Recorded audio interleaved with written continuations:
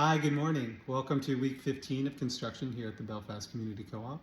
I'm actually not in the co-op right now. I am up in our administrative offices because this week I wanted to talk about this document. So this is our renovation summary.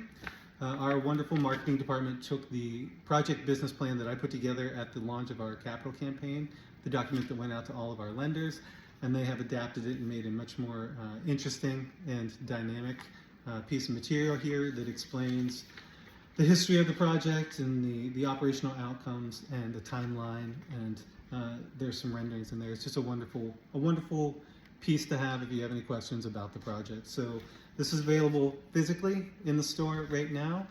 You can also go to the renovation page at belfast.coop and take a look at it there. The last 2 pages of this document has our phasing plan. So this coming week we'll be entering into phase 2 of the project.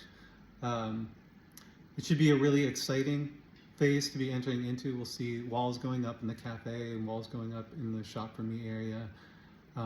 Just really fun time to be entering into with this project. So thank you all. Thank you everybody for continuing to shop at the co-op and for supporting us and supporting this project. And as always, I will see you in the aisles. Okay, bye.